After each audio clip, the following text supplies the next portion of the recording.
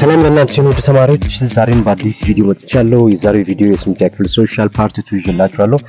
ባለፈው ፓርት 1 ላይ ፎርስ ሼፒንግ ዘ እርዝ ሰርፌስ በሚለው ክፍል ላይ ሁለቱን ኢንተርናል ፎርሶች አይተን ነበር ያቆምነው። እነሱም ፎልዲንግ ኤንድ ፎልቲንግ ነበሩ። በዛሬው ቪዲዮ እዛን ቀጣይ የሆነውን ቮልካኒዝም ኤንድ እርዝኩዌክ የሚሉትን ሁለት ሐሳቦች ላይ እንቆያለን። እስከ ቪዲዮ ፍጻሜ አብራችሁኝ እንድትቆዩ ጋበዝኳችሁ። ወደዛው አልፋለሁ። ኦኬ Physical characteristics of the Earth Unit 1 Part 2 ነው ዛሬ ሶስተኛውና አራተኛው ክፍል ነው የምናየው። በሰብቶፒክ ፎርስ ሼፒንግ ዘ እርዝ ሰርፌስ በሚለው ውስጥ ፎልዲንግ እና ፎልቲንግ አይተናል። ይሄን ቪዲዮ ፓርት 1 ያላያችሁ ቅድሚያ እሱን ሳታዩ ወደዚህ ባትመጡ የተሻለ ነው። ያንን በደንብ ከተረዳችሁ በኋላ ሶስተኛና አራተኛው ኢንተርናል ፎርስስ that shape the earth surface የሚለውን እናያለን ማለት ነው። ሶ the third one is volcanism። ሶስተኛው የመሬትን ገጽታ ከሚለውጡ ውስጣዊ ኃይሎች መካከል ቮልካኒዝም ሶስተኛው ነው ማለት ነው። ዛሬ እሱ ላይ ነው የምቆየው። Volcanism is the process by which molten rock or magma is forced out of the surface of the earth ሲለናል። እንግዲህ ቮልካኒዝም ስንል ቮልካኒዝም ማለት የቀለጠው አለት ወይም ማግማ ወደ ምድር ገጽ እንዲወጣ የሚገደድበት ሂደት ነው ማለት ነው። ማግማ ስንል በመሬት ውስጥ ያለው ድንጋይ ክምችት በከፍተኛ ሙቀት አማካኝነት የቀለጠው ማለት የቀለጠ አለት ማለት ነው ማግማ ማለት። ስለዚህ እሱ መሬት ውስጥ ባለው ከፍተኛ ግፊት አማካኝነት ወደ ላይ ተገዶ በሚወጣበት ሰዓት ላይ የሚፈጠር ክስተት we call it volcanism እንለዋለን ነው። the magma that reaches the surface is called lava። እንግዲህ ወደ ምድር ላይ ወጣ። ስለዚህ ላቫው ወደ ላይ የሚወጣበት ማነው ይሄ ማግማው ወደ ላይ ከወጣ በኋላ ወደ ምድር ገጽ የሚደርሰው ማግማ ወይም መሬት ላይ የሚፈሰው ማግማ ወይም የመሬት የቀለጠ የድንጋይ እሳት እሱ መሬት ላይ በፈሰሰበት ሰዓት ላይ ላቫ ይባላል። በስዕል አሳያችኋለሁ። so the lava may come out of the surface through a single hole or several cracks። ምን እያለ ነው? ልክ ይሄ እሳተ ገሞራው ፈንድቶ በአንድ ቀዳዳ ብቻ ከሆነ ይሄ የቀለጠው ድንጋይ ወይም ላቫ ያልነው የቀለጠው ድንጋይ ወደ ምድር ገጽ ሲፈስ ላቫ ብለናል። ይሄ ላቫ የሚወጣበት በአንድ ቀዳዳ ብቻ ከሆነ ያ ቀዳዳ ቬንት እንለዋለን። ለምሳሌ ይሄን የምድር ገጽ አርገን ብናየው ስለዚህ እዚህ ጋር ነው ከዚህ ውስጥ ነው ማግማ የወጣው ከዚህ ውስጥ ነው ማግማው ፈንድቶ የወጣው። በሚወጣበት ሰዓት ላይ ምን ይሆናል? አሽ ምናምን ይከሰታል። ስለዚህ የወጣው በአንድ ቀዳዳ ብቻ ከሆነ ያ አንድ ቀዳዳ ቬንት እንለዋለን ብለናል። ቬንት ይባላል። ዜን እዚህ ጋር ወጥቶ ይፈሳል መሬት ላይ ይፈሳል። በላኛው የመሬት ክፍል ላይ የሚፈሰው የቀለጠው ድንጋይ እሱ ደግሞ ላቫ ይባላል። ላቫ እንለዋለን ብለናል። ይህ ላቫ የወጣበት ቀዳዳ አንድ ብቻ ከሆነች ያ ቀዳዳ ቬንት ይባላል ብለናል። ነገር ግን እዚህ ጋር መሬትን በስቶ ሌላ ቀዳዳ ካለ እዚህ ጋርም ሌላ ቀዳዳ ካለ ዜን several cracks ካለ we call it fissures እንለዋለን ማለት ነው። fissures እንለዋለን። እሱ በብዙ አቅጣጫ በብዙ ቀዳዳ መሬትን ሰንጥቆ የሚወጣው ላቫ በተለያየ መልኩ በተለያየ ቀዳዳ የሚወጣ ከሆነ fissures ይባላል። በአንድ ቀዳዳ ብቻ የሚወጣ ከሆነ ደግሞ ቬንት ይባላል ማለት ነው። when a hole is formed at the top of the cone በመሬቱ አፍ ላይ የእሳተ ገሞራው ፍንዳታ በሚከሰትበት ሰዓት ላይ የሚፈጠር ክፍተት አለ። በዛ አፍ ላይ የሚፈጠረው ኮን መሳይ ቅርጽ ያለው ጉድጓድ እሱ ክሬተር ይባላል ማለት ነው። ክሬተር ይባላል። ያ ክሬተር በጣም ሰፊ ከሆነ ካልዴራ ይባላል። ይሄንን በምስል ሲሆን ሞር ክሊር ይሆናል ብዬ ስላሰብኩ ነው። እዚህ ጋር ሐሳቡን ልንገራችሁ ብዬ ነው። በስዕል ላይ ያሳያችኋለሁ። ዋናዎቹን ቤዚክ ቃላቶቹን እዚህ ጋር እንይና ኪ ተርምስ በዚህ ላይ የምናያቸው በቮልካኒዝም ላይ ያሉ ዋና ቃላት እነዚህ ናቸው። the first one is magma ምንድነው? የቀለጠ ድንጋይ ብለናል። ስለዚህ የቀለጠ አለት ወይም ድንጋይ ማለት ነው። so magma is molten rock beneath the earth surface። ስለዚህ ማግማ ማለት ከመሬት ገጽ በታች የሚገኝ የቀለጠ አለት ማለት ነው። ይሄ ማግማ እታች ነው የሚገኘው። እሱ እታች የሚገኘው በከፍተኛ ፕሬሸር ግፊት ወደ ላይ በሚወጣበት ሰዓት ላይ ነው ፍንዳታ ተከሰተ ምንለው ማለት ነው። ልክ እሱ መሬት ላይ ሲፈስ ያ እሳት የቀለጠ ድንጋይ መሬት ላይ ሲፈስ ምን እንለዋለን ብለናል? ላቫ እንለዋለን ብለናል። ሞልተን ረውኩ መሬት ላይ በሚደርስበት ሳለ ሲፈስ ያ ላቫ ይባላል ሶ what is lava ብንባል the magma that reaches the surface the earth surface ማለት ነው then ይሄ ማግማው የወጣበት በአንድ ቀዳዳ ብቻ ከሆነ ምን ብለናል እሱም vent ይባላል the main opening through which magma escapes the main opening through which the magma escapes ያቹ ስለዚህ ማግማው የሚወጣበት የሚያመልጥበት ቀዳዳ ያ vent ይባላል ማለት ነው ማግማ የሚያመልጥበት ወይም የሚወጣበት ዋናው ቀዳዳ vent ይባላል ያቺ ቀዳዳ አንድ ነው የምትሆነው ማለት ያ ቀዳዳ ዜን ይሄ ቀዳዳ ግን የተለያየ ከሆነ ብዙ ከሆነ ያ ቀዳዳ ምን ይባላል fissures ይባላል the lava may come out on the surface through several cracks አያቹ መሬትን ሰንጥቆ በተለያየ አቅጣጫ የሚወጣ ከሆነ ያ fissures ይባላል then crater a bowl shaped hollow at the top of the volcano ይሄም ክሬተር የምንለው በእሳተ ገሞራው ጫፍ ላይ የሚገኝ ጎድጎድ ያለ የጎድጓዳ ሳህን ቅርጽ ያለው ማለት ነው እንደዚህ አይነት በመሬት ላይ ልክ ከፈነዳ በኋላ እንደዚህ ያለው ክፍተት ይፈጥራል በቃ እዚች ጋር ክፍት ቀዳዳ አለ ያቺ ቬንቷ እዚች ጋር ቀዳዳ አለ ስለዚህ ከዚህ ውስጥ ነው ማግማው ከዚህ ውስጥ ከመሬት ገጽ ውስጥ ነው በዚህ ቀዳዳ በኩል ወደ ላይ ፈንድቶ የሚወጣው ማለት ነው ስለዚህ ፈንድቶ በሚወጣበት ሰዓት ላይ ይሄንን ይዞት ስለሚወጣ እዚህ ጋር ያለውን የመሬት ገጽ እንዳለ ወደ ላይ ይዞት ስለሚወጣ ክፍተት ጉድጓድ ይፈጠራል ማለት ያ ሳህን መሳይ ጉድጓድ ምን ይባላል ክሬተር ይባላል ዜን ይህ ክሬተር ደግሞ ድጋሚ ምን ይሆን አሁን ይሄ እዚህ ውስጥ ያለው ማግማ እንዳለ ወደ ላይ ወጥቷል አይደል እዚህ ይሄ ጉድጓድ ነው ክፍት ነው የሚሆነው ይሄ ነገር እዚህ ጋር ምክንያቱም እዚህ ውስጥ ያለው ፈሳሽ ድንጋይ ሁሉ ስለወጣ እዚህ ጋር ያለውን የመሬት መሸከም ስለማይችል ይሄ ነገር ምን ይሆናል ይደረመሳል ወደታች ደርምስ ብሎ ይሄ ሙሉ ይገባል ማለት ነው ይሄ የመሬት ክፍል ሙሉ ሲገባ የሚፈጠረው ቀዳዳ ትልቅ ይሆናል ያ ትልቅ ቀዳዳ ደግሞ ምን ይባላል ካልዴራ ይባላል አሁንም እዚህ ጋር አትጨነቁ ብያችኋለሁ በምስል ላይ ስናየው ክሊር ስለሚሆንላችሁ ማለት ነው ካልዴራ ይባላል so a large basin shaped depression from when a volcano's underlying magma chamber empties due to a huge eruption በከፍተኛ ፍንዳታ ምክንያት እዚህ ያለው የመሬት ክፍል እንዳለ ወደ ውስጥ ስለሚገባ ባዶ ስለሚገባ የሚፈጠር ከፍተኛ ጉድጓድ ምን ይባላል ካልዴራ ይባላል እዚህ ካልዴራ ውስጥ የሚፈጠረው ካልዴራ ሰፊ ጉድጓድ ስለሆነ እዚህ ውስጥ የሚፈጠረው ክሬተር ሌክ አለ ማለት ነው እዚህ ውስጥ ካልዴራ ውስጥ የሚፈጠር ሌክ ክሬተር ሌክ ይባላል ኢትዮጵያ ውስጥ ለምሳሌ ማውንት ዝቋላ ማየት ይቻላል ምንድናቸው እነዚህ የሚለውን እስቲ በምስል ላሳያችሁ ኦኬ ማግማ ላይ ማነው አርዝኩዌክ ላይ የምናያቸው ቤዚክ ነገሮች ማለት ነው ይሄውላችሁ አሁን እዚህ ጋር ምን አሉ የመጀመሪያው ሉክ አሁን ይሄ የመሬታችን የውስጣዊ ክፍል ነው እዚህ ጋር አሁን እዚህ ጋር የምታዩት ነገር ምንድነው የቀለጠ ድንጋይ ነው አያችሁ ቀልጧል ይሄ ድንጋዩ ቀልጦ የእሳት ድንጋይ ሆኗል ማለት ነው ይህ ነገር በውስጥ ባለው ከፍተኛ ግፊት አማካይነት ወደ ላይ ይገደዳል ወደ ላይ ለመውጣት ስለዚህ ወደ ላይ ለመውጣት እዚህ ጋር ያለውን የመሬት ክፍል ሁሉ ሰንጥቆ ምን ይሆናል በአንድ ቀዳዳ አፈትልኮ ይወጣል ማለት ነው አያችሁ እዚህ ውስጥ ያለው ይሄ ሁሉ ማግማ ነው ይሄ ማግማ አፈትልኮ በዚህ ቀዳዳ አፈትልኮ ፍንዳታ ይፈጠራል ከፍተኛ ፍንዳታ ይፈጠራል እዚህ ጋር የምታዩት ትልልቅ የድንጋይ ቁርስራሾች ናቸው ስለዚህ እነሱ ይፈጠራሉ ጪስ አለ አሽ አለ ምናምን አለ ዜን ይሄ ላቫ ወጥቶ ከፈነዳ በኋላ እዚህ ውስጥ ያለው ቀላጭ ድንጋይ ምን ይሆናል መሬት ላይ ይሄው ተኛ ማለት ነው አያችሁ መሬት ላይ ዝም ብሎ ይሄዳል በቃ ይሄ መሬት ላይ ስለዚህ ያ መሬት ላይ ያለው ነገር ይሄ ምን ይባላል ብለናል ላቫ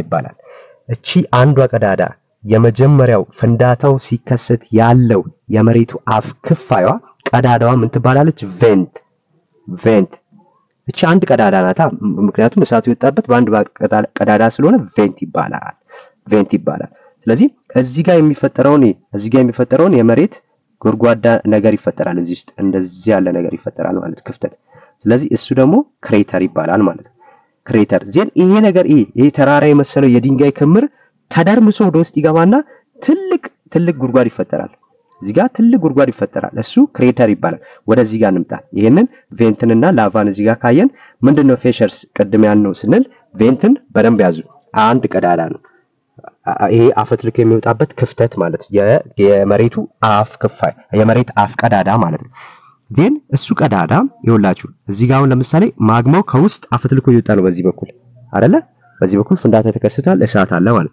ድጋሚም እዚህ ጋር ሌላ ቀዳዳ ሰራ ሌላውን የመሬት ክፍል ቆርሶ ወጣ ማለት ነው እዚህ ጋር የተለያየ ቦታ ላይ የእሳት ቀዳዳዎች በሚፈጠሩበት ሰዓት ላይ ብዙ ክራኮች ሲኖሩ ያ ፌሸርስ ይባላል ብያቸዋለሁ። ፌሸርስ ይባላል እንዳትረሱ። ቬንት አንድ ቀዳዳ ነው፣ ሲንግል ሆል ነው። እዚህ ጋር ደግሞ ሰቨራል ክራክስ ተፈጠሩ ማለት ነው። የተለያዩ ክራኮች እዚህ ጋር ተፈጠሩ። ስለዚህ ይሄ ፌሸርስ ይባላል።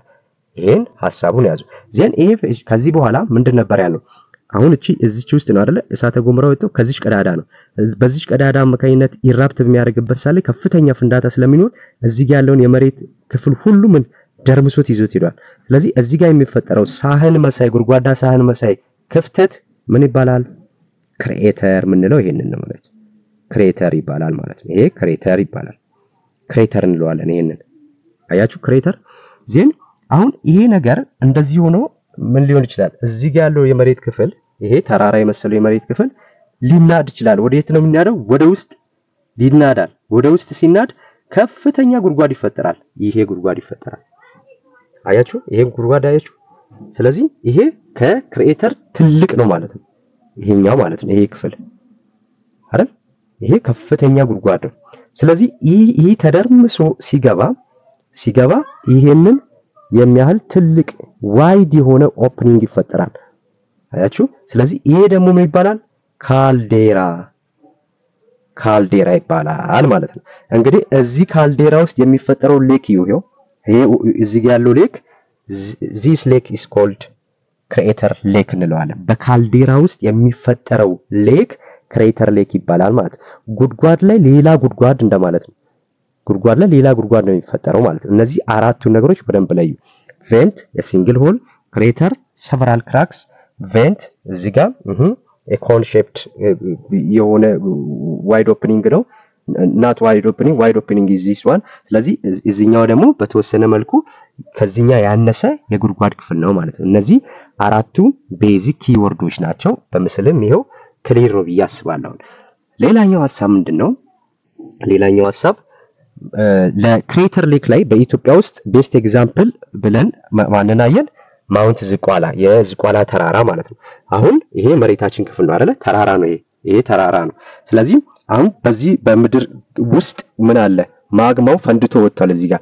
ስለዚህ ከፈነዳ በኋላ የሚፈጠረው የዛ የፍንዳታው አፉ ክፍተቱ ይሄ ማለት ነው።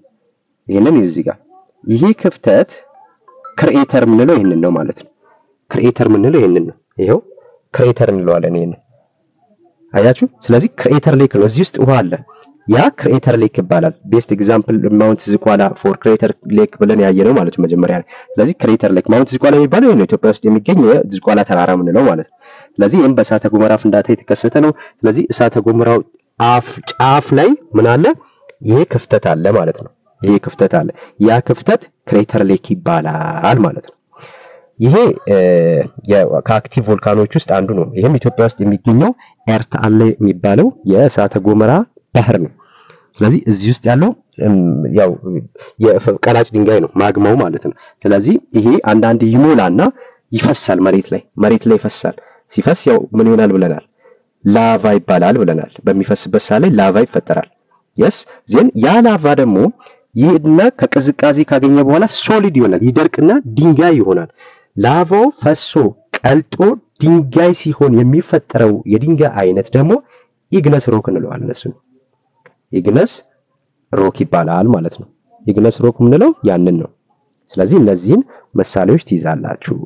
በተራራው ጫፍ ላይ ያለው ጉድጓድ ይባላል ክሬተር ሌክ ይባላል። ክሬተር ሌክ እንለዋለን ማለት ነው። እነዚህ ምሳሌዎች ያዙ። ኦኬ እሺ እንቀጥል። volcanic activities may result in two different types of landforms። እንግዲህ ይህ የቮልካኒዝም አክቲቪቲ የፍንዳታው እንቅስቃሴ ምን ያስፈጥራል? የሁለት የመሬት ቅርጾችን ሊይዝ ይችላል ማለት ነው። የእሳተ ገሞራው እንቅስቃሴዎች የሚያስከትላቸው የመሬት ቅርጾች ማለት ነው እዚህ ጋር። ስለዚህ ሁለት አይነት ቅርጾችን እናያለን። አንደኛው የውጫዊ ቅርጽ ላይ የሚከሰት አለ። ሁለተኛው ደግሞ ውስጣዊው የመሬት ክፍላችን ላይ የሚከሰት ቅርጽ አለ ማለት ነው። ውጫዊ የመሬታችን ክፍል ላይ የሚከሰተው ቅርጽ መጀመሪያ እንዳልነው በእነዚህ አራቱ ነገሮች ነው የሚከሰቱት መጀመሪያ ላይ ያየናቸው ማለት ነው። እነሱም የመጀመሪያው ምንድነው? ቮልካኖ ነው።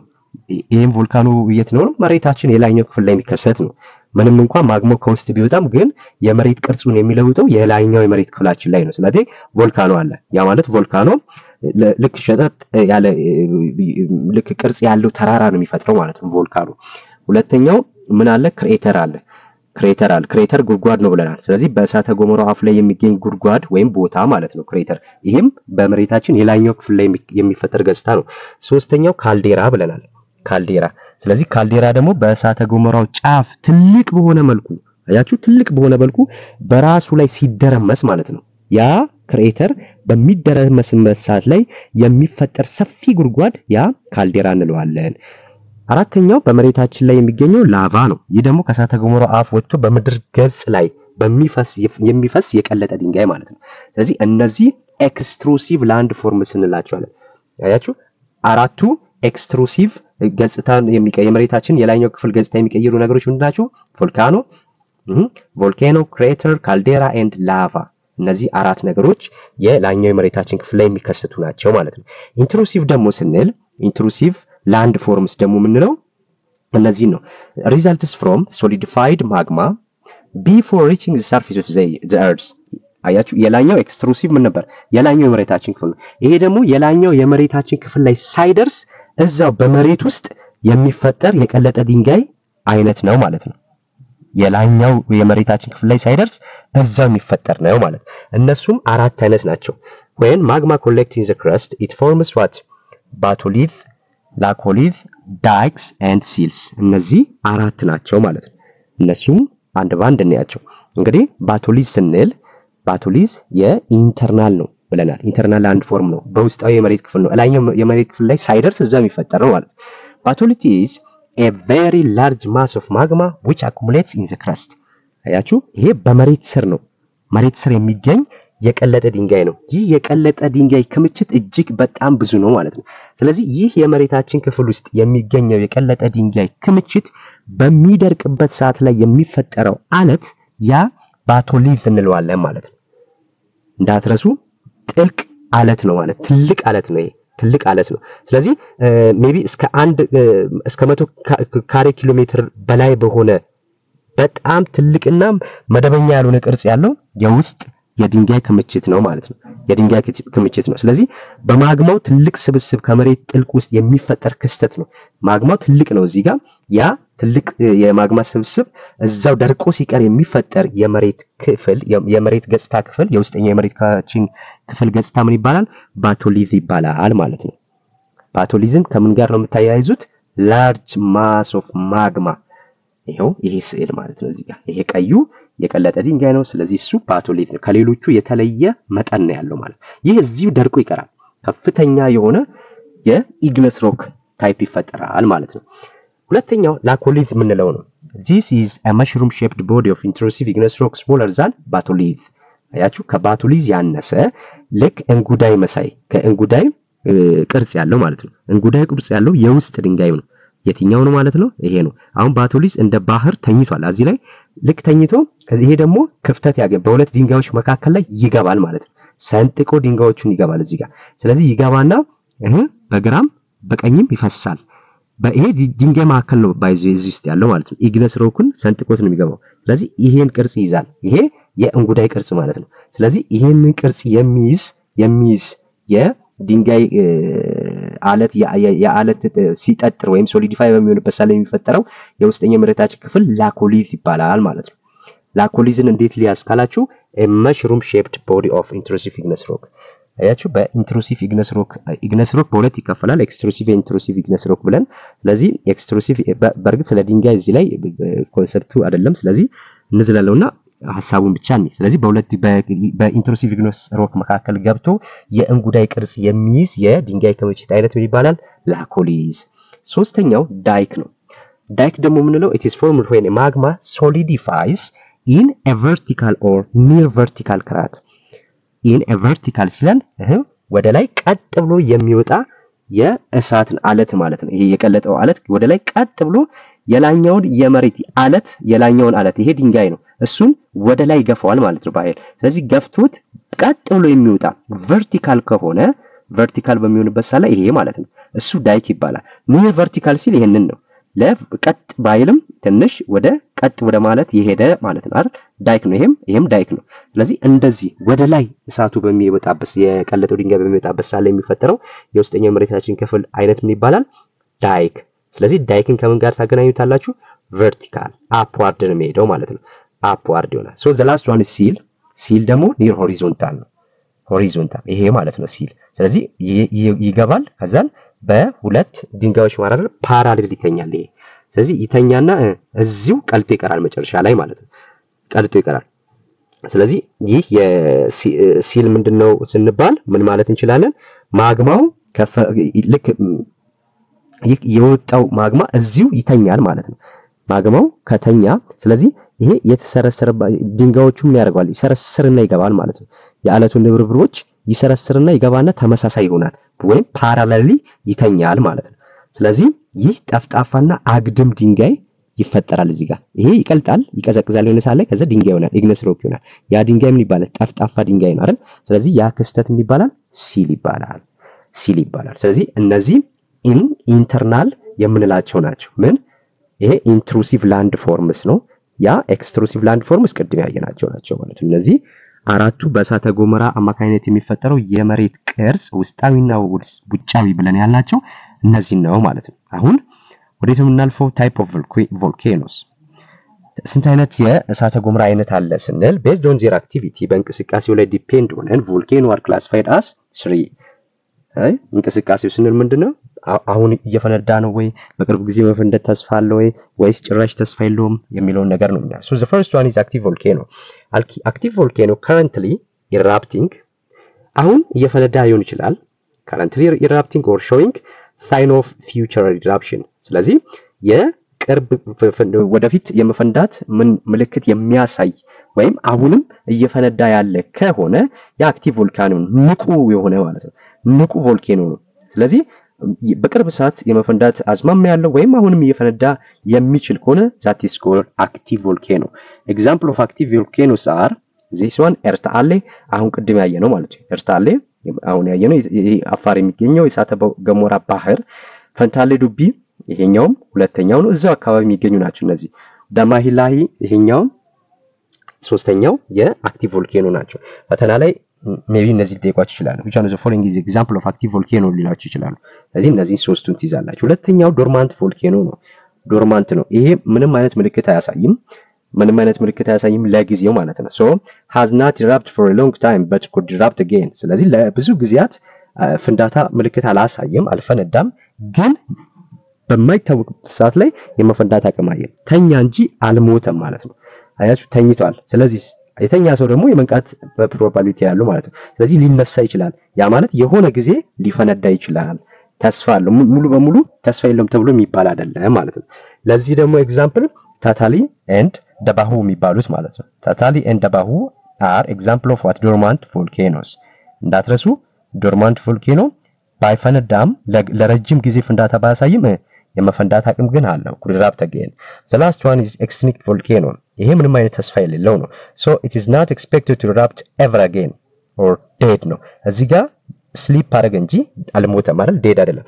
ይሄ ግን በቃ ይሞተ ነው ምንም አይነት ተስፋ የለውም የሚመነሳት example of such type of volcanoes are Mount Ras Dajan or Mount Ras Dashin በተለምዶ ማውንት ባቱ ማውንት ዝቋላ እነዚህ ቀደም ዝቋላን ማውንቴን አይተናል እዛ ላይ ተፈጠረውን ክሬተር ሌክ አይተናል ሶ እነዚህ ሁሉ ምንድናቸው ከዚህ በኋላ የመፈንዳት ምንም አይነት አዝማሚያ የሌላቸው የእሳተ ገሞራ አይነት ናቸው ማለት ነው እንዳትረሱ እነዚህ እንዳትረሱ ሶ types of volcano ላይ እነዚህ እናያየነው the other important points are is advantage of volcanic eruption እንዴ ቮልካኖ ጥቅም አለው እንዴ ሚል ሰው ሊኖር ይችላል አይደል ምን አይነት ጥቅም ያለ ማለት ገዳይ ነው አውዳሚ ነው አው ገዳይ ነው አውዳሚ ነው ነገር ግን ከዛ ውስጥ የሚገኙ በጣም ብዙ ጥቅሞች አሉት ቮልካኖ advantage of volcanic eruption it provides hot water for bathing አሁን ለምሳሌ ብዙ ጊዜ በየተለያየ ሀገር ላይ ምን አለ ፍልውሃ አለ ስለዚህ ያ ፍልውሃ ደግሞ ሰዎች ለተለያየ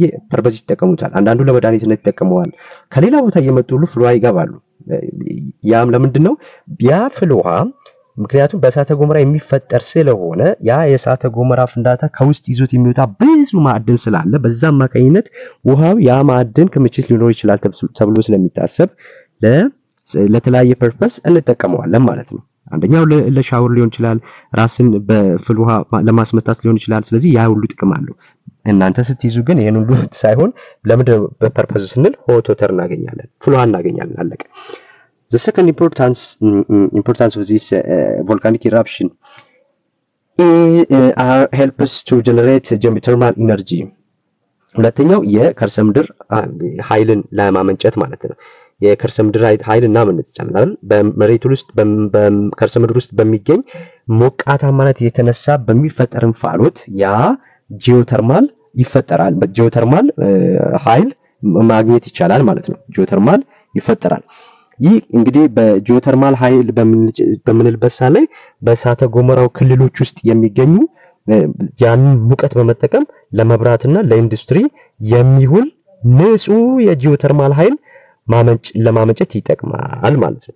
ለምሳሌ በኢትዮጵያ ውስጥ አሉቶ የሚባለው አንደኛው የዚህ ምሳሌ ነው። አሉቶ የጂኦተርማል ኢትዮጵያ ውስጥ ብዙ አይነት የኃይል ምንጮችን ይጠቀማል አይደል? ሃይድሮኤሌክትሪክ አንዱ ነው፣ ዊንድ ምናምን እያልን ጂኦተርማል እነዚህ ከኒኩለር ውጪ ማለት ነው።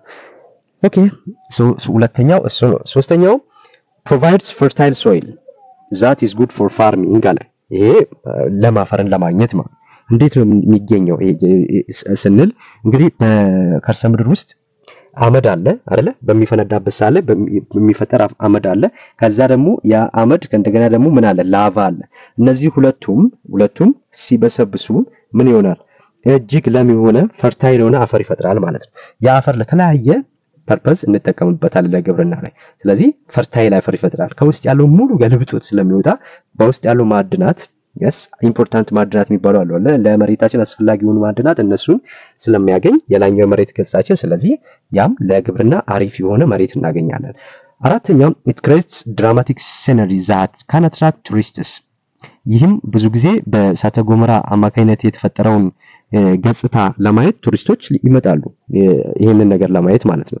ያው አድቬንቸር የሆነ ነገሮች ብዙ ሰዎች ስለሚወዱ በእሳተ ገሞራዎች የተፈጠሩትን የመሬት ቅርጾችና ልክ ጂኦተርማል ቦታዎች ለቱሪስቶች መስህብ አሪፍ ይሆናል ማለት። ስለዚህ ሀገሪቷም ምን ታገኛለች? ገቢ ታገኛለች። ሌላኛው it forms hard and expensive mineral used as jewelry። ይሄኛው ደግሞ ለተለያዩ ጌጣጌጦች ለመስራት የሚያገለግል ማዕድናትን፣ ውድ የሆኑ ማዕድናትን፣ የከበሩ ድንጋዮችን ከዛ ውስጥ ማግኘት ይቻላል። because በስንት ኪሎ ሜትር ወደ ታች ሄደን ላናገኝ የምንችላቸው ማዕድናት ያ ማግማ ይዞት ወደ ላይ መጥቶ ሲፈነዳ በመሬታችን የላይኛው ክፍል ላይ ሊገኝ ይችላል፣ ወይም በዛ ጉድጓድ ውስጥ ሰዎች ገብተው ሊያገኙት ይችላሉ ማለት ነው። hard and expensive minerals and it provides hard rock for building። ይሄም ለግንባታ የሚውሉ ድንጋዮችን ልናገኝ እንችላለን፣ ሃርድ ሮኮች ልናገኝ እንችላለን። because እዚህ ውስጥ በእሳተ ገሞራ ፍንዳታ ውስጥ በውስጠኛው ቅድም ኢንትሩሲቭ ላንድ ፎርምስ ብለን ያለው ማለት። ስለዚህ ሁለት አይነት ኢግነስ ሮክ አለ ብያቸዋለሁ አይደለ? አንደኛው ኤክስትሩሲቭ ኢግነስ ሮክ እና ኢንትሩሲቭ ኢግነስ ሮክ ብለን በሁለት እንከፍላቸዋለን። ኢግነስ ሮክ። ስለዚህ ይሄ ኢንትሩሲቭ ኢግነስ ሮክ ውስጥ ነው እነዚህ የምናገኘው ነው። ለምሳሌ እዚህ ውስጥ ግራናይት የሚባለው one of example of intrusive igneous rock ማለት ነው። ስለዚህ ይሄ ደግሞ ለግንባታ እጅግ አስፈላጊ የሆነ ሮ ማቴሪያል ነው ማለት ነው። ስለዚህ እነዚህን ሁሉ እናገኛለን ማለት ነው። ጉዳቱ ምንድነው? ጉዳትን እናንተ በደንብ ታውቃላችሁ፣ ምክንያቱም የሚታይ ስለሆነ ማለት ነው። so it emits hot dangerous gases, ash, lava and rocks that are powerful destructive። እነዚህ የሚወጡት በጣም ሞቃታማ የሆኑ ጋዞች፣ አመድ፣ ላቫው፣ ድንጋዩ ምኑ እዛ አካባቢ ያለው ነገር ሁሉ የማውደም አቅም አለው ማለት ነው። ሌላኛው loss of life አለ። ስለዚህ የህይወት ይጠፋል፣ የእጽዋቶች ህይወት እንዳለ ይጠፋል፣ አካባቢው ላይ የሚገኙ እንስሳቶች ህይወት ይጠፋል፣ የሰዎች የንብረት መውደም ይሄ ሁሉ ነገር ያስከስታል ማለት ነው። total destruction of homes and infrastructures። ድልድይ ሊኖር ይችላል እዛ አካባቢ ላይ፣ የተለያዩ ትልልቅ ግንባታዎች ሊኖሩ ይችላሉ። እነዚህ ሁሉ ያወድምብናል ማለት ነው። ስለዚህ በአጠቃላይ በሰው በእንስሳ በእጽዋትና በንብረት ላይ ጉዳት ያደርሳል፣ ዘላቂ የሆነ ችግርም ሊፈጥር ይችላል ማለት ነው። እዛ አካባቢ ላይ የሚገኘውን ያንን መሬት ለግብርና አመቺ እንዳይሆን ያደርጋል። ምክንያቱም ጉድጓድ የሚፈጠረው እዛ ጉድጓድ ውስጥ ማንንም አይተክልም። ስለዚህ ገበሬዎች እዛ አካባቢ ላይ የሚገኙ አርሶ አደሮች ያንን ነገር መሬታቸው በዛ መልኩ ሲጎዳ ለተወሰነ ጊዜ ለረሃብ፣ ለምግብ እጥረት፣ ሊዳረጉ ይችላሉ። ኤር ትራቨል ኬኦስ ዲው ቱ አሽ ክላውድስ ያው እንግዲህ ፍንዳታው ከፍተኛ ሆኖ ወደ ላይ በሚወጣበት ሳለ በዛ የሚፈጠረው ጭስ ለአየር ትራፊክ እጅግ ከባድ ሊሆን ይችላል ሊስተጓጎል ይችላል ማለት ነው። ሶ all these are disadvantage of volcanic eruption። ወደ መጨረሻው ክፍል እንሂድ። አራተኛው internal force that shapes the earth's crust ስንል የምናገኘው ማንን ነው? earthquake።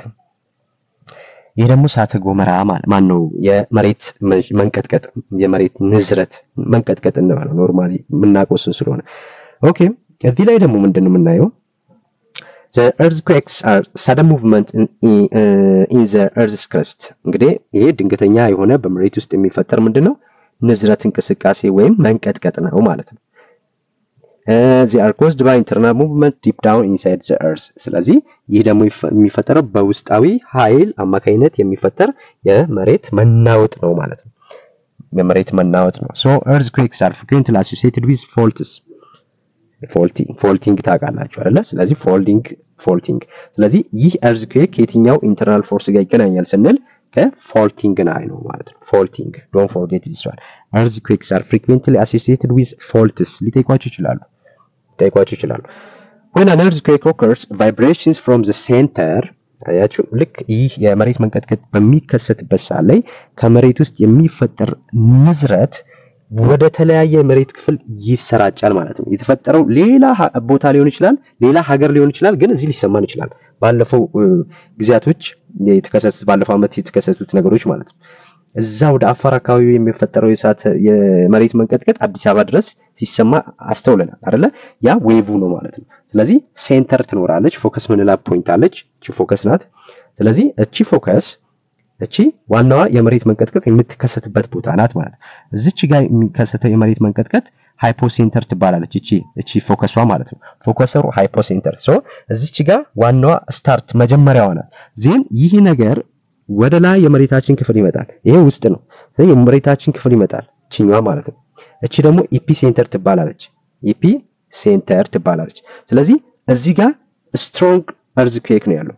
ስትሮንግ earthquake አለ እዚህ ላይ ማለት ነው ኤፒሴንተር ላይ። ይሄ ሃይፖሴንተር ነው። ስለዚህ ሃይፖሴንተር ጅማሬው ነው የመሬት መንቀጥቀጡ የሚጀምርበት ነው። ኤፒሴንተር ደግሞ የመሬት መንቀጥቀጡ ከፍተኛ ንዝረት የሚሰማበት ቦታ እዚህ ጋር ነው። ይሄ የመሬታችን ክፍል ነው። ስለዚህ እዚህ ቀጥ ብሎ ወደ ላይ የሚወጣበት ነው። ዜን እዚህ ጋር የሚሰማው የመሬት ንዝረት ሙሉ ምን ያደርጋል? ዌቭ ይፈጥራል ማለት ነው። እንደዚህ ዌቭ ይፈጥራል የመሬታችን ክፍል ላይ ይሄ ሙሉ ማለት ነው ንዝረት ይፈጥራል። ስለዚህ አንዱ ጋር የተከሰተው ሌላውንም ያዳርሳል ማለት ነው። እሱን አሳያቸዋለሁ ምን እንደሆነ። እዚህ ጋር ዋናው ሐሳቡን ያሶ ሌላኛው በዚህ ላይ ኪተርም ነው። እነዚህ ኪተርሞች እያልኩ ማድረግላችሁ ባይዘ ስታጠኑ ለፈተና ሊያዘጋጃቸው የሚችሉ አጫጭር ነገሮች ናቸው። ከመጽሐፉ ላይ በዛ መልኩ ያሉትን በዚህ መልኩ ሳስቀምጥ ምንም የሚጎለው ነገር የለም ከዛኛው ማለት ነው። ሶ ይሄንን ስታጠኑ በደንብ እያንዳንዱን እንድታዩ ነው። ሶ earthquake ላይ የምናያቸው በሰረታዊ ኪ ተርሞች ምንድናቸው ስንል እነዚህ ናቸው። ቅድም ቮልኬኖ ላይ ያየናቸው ኪ ተርሞች በቃ ቮልኬኖ ስናወራ እነሱን ነው የምናወራው። ስለዚህ ስታጠኑ ባጭሩ እንዲመቻቸው አድርጌ ነው። ሶ focus or hypocenter the exact አላያችሁ። ስለዚህ the exact point inside the earth where the earthquakes starts ልክ የመሬት መንቀጥቀጡ የሚጀምርባት ያቺ ነጥብ ምን ትባላለች? ፎከስ ወይም ሃይፖሴንተር ትባላለች ማለት ነው። ዜን ይሄ ፎከስ ከተከሰተ በኋላ ወደ ላይ ይወጣል። ዜን ወደ ላይ ይወጣና ከፍተኛ ንዝረት የሚሰማበት ቦታ ደግሞ ኢፒሴንተር ናት። ሶ the point on the earth surface ይሄኛው የት ነው? the exact point inside the earth surface ነው። don't forget this one ስታጠኑ እንደዚህ እየለያችኋት ነው። inside the earth surface but this one epicenter the point on the earth surface ማለት ነው። ስለዚህ በላይኛው የመሬታችን ክፍል የሚሰማ ንዝረት ነው። ይሄ በውስጣዊ የመሬታችን ክፍል ነው። so immediately above the focus ከፎከሷ ላይ ማለት ነው። ከፎከሷ ላይ የሚሰማው ነው። ከፎከሷ ላይ የሚፈሰመው የንዝረት እዚህ ቦታ ላይ ምን አለ? where shaking is strongest አለ። አያችሁ ይሄ ንዝረቱ ወይ መንቀጥቀጡ ከፍተኛ የሚሆንበት ቦታ ኢፒሴንተር ትባላለች። የትኛው ላይ ነው? ኢንሳይድ ሳይሆን on the earth surface ማለት ነው። ይሄ ሁለቱ ኪ ተርም ነው። ሶስተኛው ሴስሞሜትር ነው። ይሄ ሴስሞሜትር an instrument measure the intensity of the earthquake። ሴስሞሜትር ደግሞ ምንድነው? የመሬት መንቀጥቀጥ ኃይልን የሚለካ መሳሪያ ነው ማለት ነው።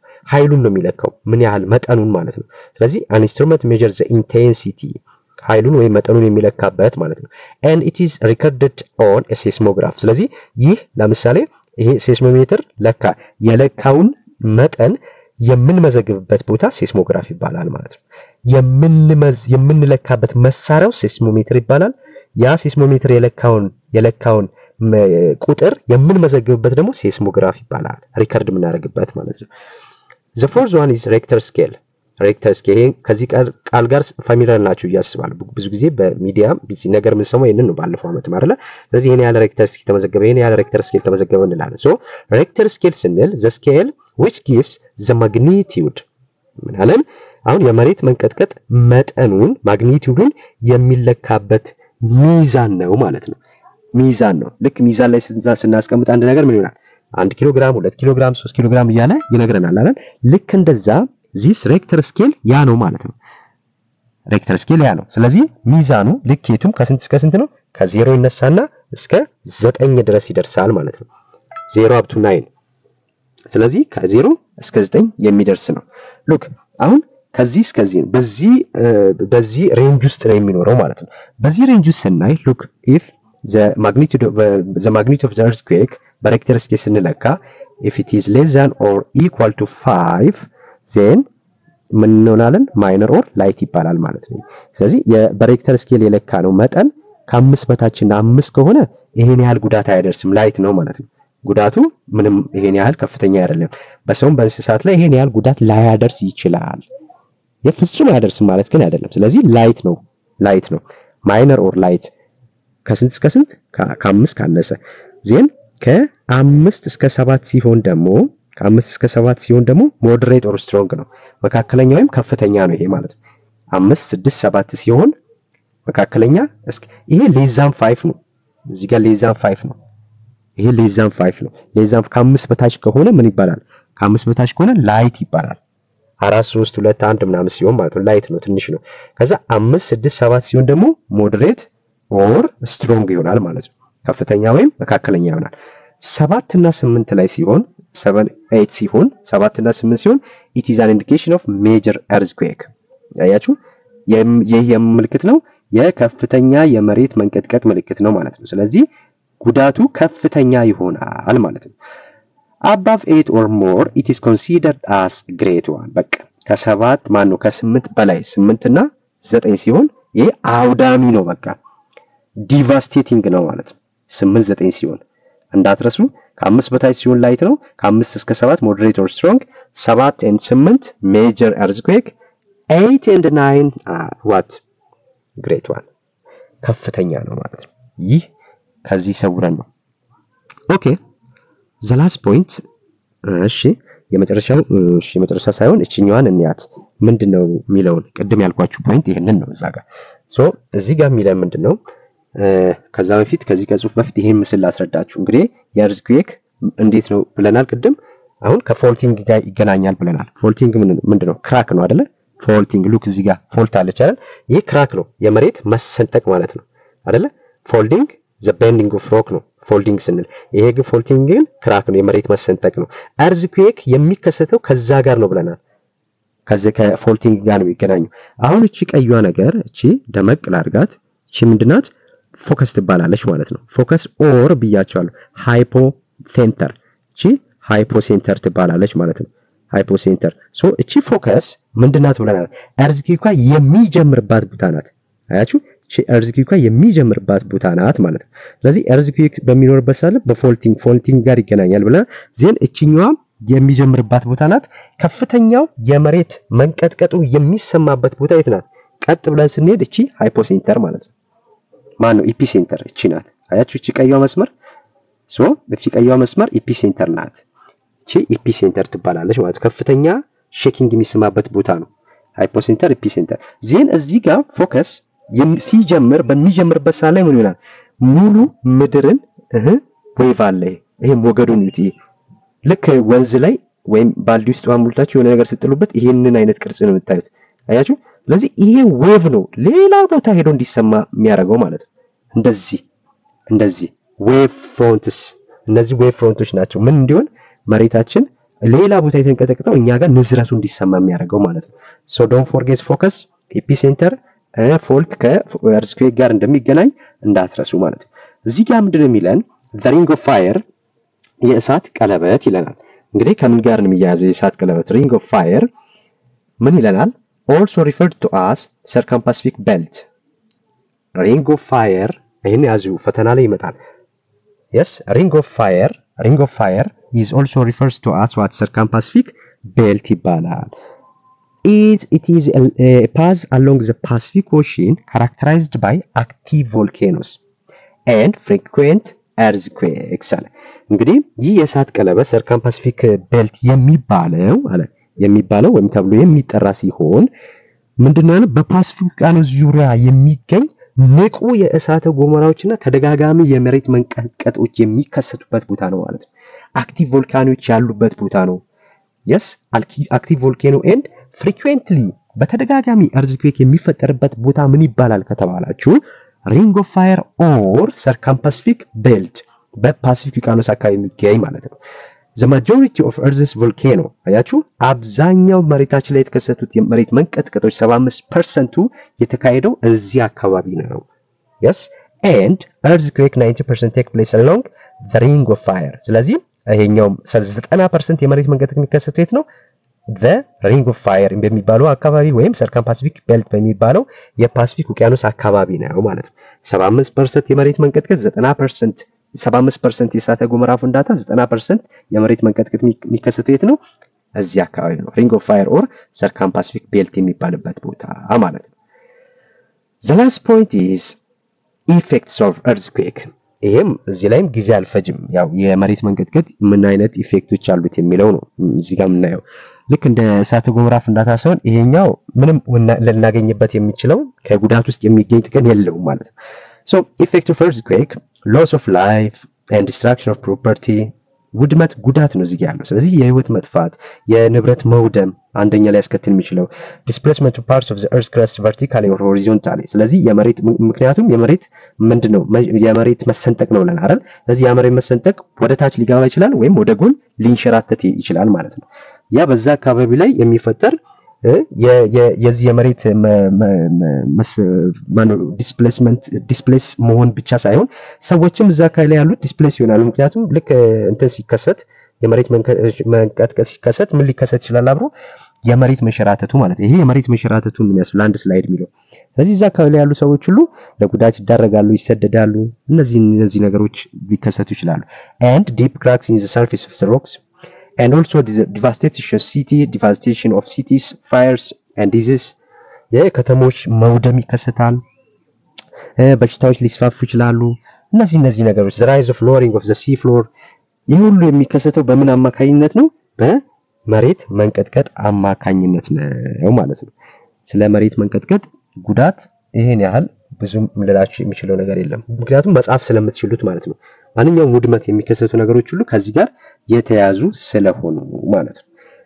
ኦኬ ተማሪዎች እንግዲህ ለዛሬ አዘጋጅላችሁ ይመስላል ፓርት 1 ላይ ያላያችሁ አሁንም ላሳውቃችሁ ሄዳችሁ ያን ብታዩ ትጠቀማላችሁ። በጣም በጥሩ ሁኔታ የተዘጋጀ ማብራሪያ ነው ፓርት 1 እዚህ ፓርት 2 ነው። ስለዚህ ኢንተርናል ፎርስን ጨረስን ማለት ነው። አራቱ ውስጣዊ የመሬት ገጽታዎች ከሚለዩ ክስተቶች ውስጥ አራቱንም ማየን በቀጣይ ኤክስተርናል የሚለውን እናያለን ማለት ነው። ውጫዊ ክስተቶች ምንድናቸው? የመሬትን ገጽ የሚቀይሩ ውስጣዊ ምክንያቶች የሚለውን እናያለን። ይህን ቪዲዮ ከወደዳችሁት ላይክ አድርጉ። አዳዲስ ተማሪዎች ናችሁ የተማሪ ቤት የሚለውን ቤተሰብ ተቀላቀሉ። ስለነበረን ቆይታ አመሰግናለሁ። በቀጣይ እስክንገናኝ ደህና ቆዩልኝ።